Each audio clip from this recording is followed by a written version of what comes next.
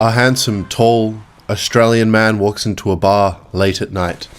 He glances up in the moonlight and decides, tonight I will burn the late night tequila. He looks eyes with a woman in the bar.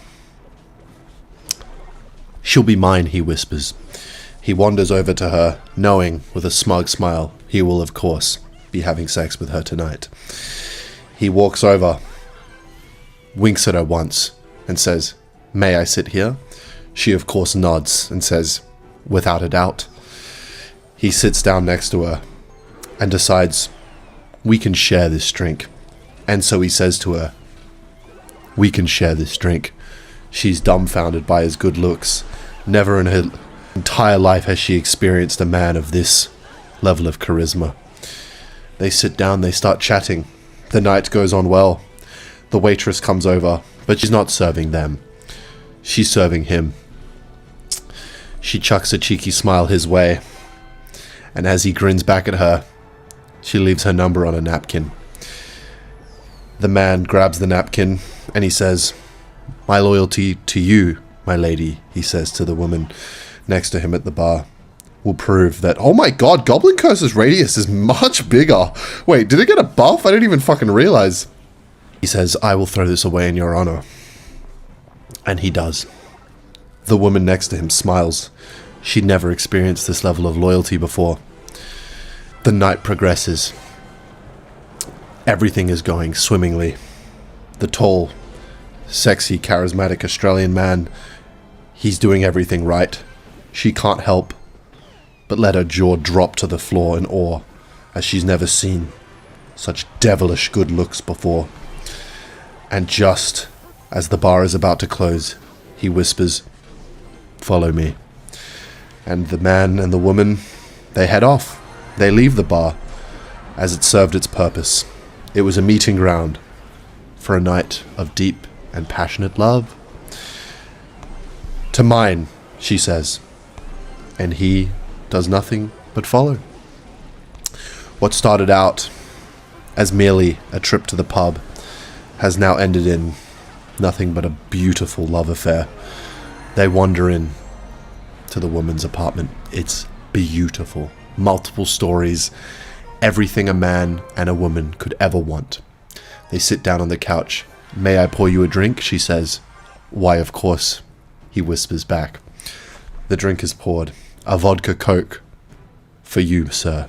"Thank you, my lady," is what he says now in a slightly devious tone, because we all know, at least he did, where this night was heading. He takes a sip from the drink, sweet as ever. He knew this was nothing but foreshadowing for what was going to happen later that night. And he grins as she takes a sip of her own. He knew, she knew, they knew what was about to transpire. It was going to be a night to remember. A night that will live in infamy. This was going to be a night of love. The drinks begin to empty. And as the last droplets leave the lips of the young woman, she smirks and turns towards the handsome, charismatic, sexy, and Australian man and says, "Well, now what?" Another devious smile forms upon the face of the man. He simply says, "You know what." Immediately, passionate kissing. They lock lips as if they've been meaning to do it their entire lives. It's getting beautifully sloppy. It's getting disgustingly majestic.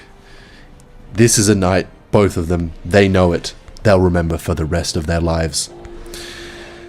But suddenly, something starts brewing. A weird, fumbly, crumbly, stumbly feeling starts to emerge in the stomach of the charismatic, sexy, handsome Australian tall man. This is a feeling he knows too well. Oh no, his IBS is flaring up. Not at a time like this, he thinks. Any other time, but not a time like this. And the night continues, and he holds back. Passionate love sweating, thrusting. The night is going perfectly, but this one issue was becoming more than an issue now. It was becoming a liability. But he holds back. He simply lets the night happen and doesn't interfere with fate.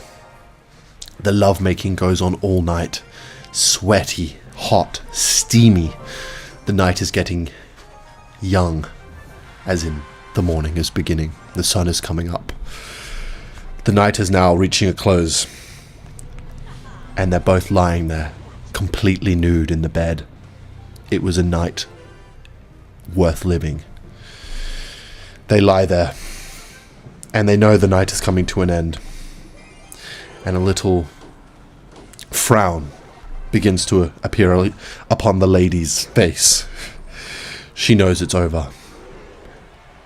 But almost a sigh of relief begins to appear upon the face of the man, because he knows something is coming.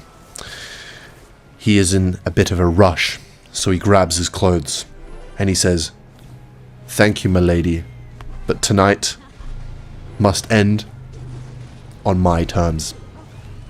Before she even gets a whisper out, he simply grabs his jeans and walks out, puts on his green puffer jacket, and walks out the door. He walks out the door. He glances to his left. He sees nothing. He glances to his right.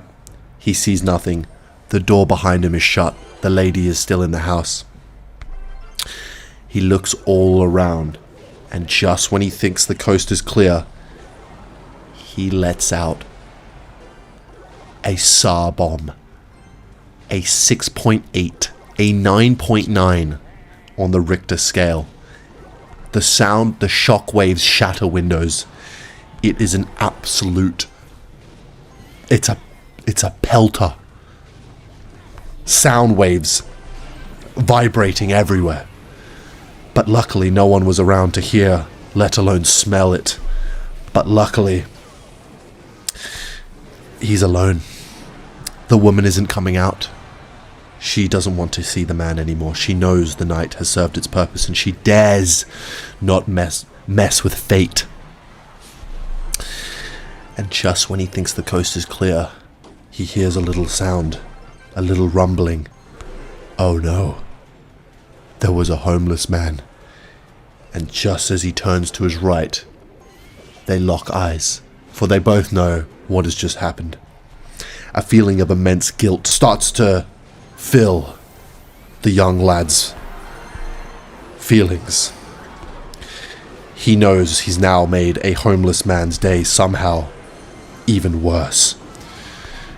And so he scatters off like a little rodent, because he knows there's no recovering from this. There's nothing he could say. There's nothing he could do. He let a homeless man suffer. That man was KFC Clash.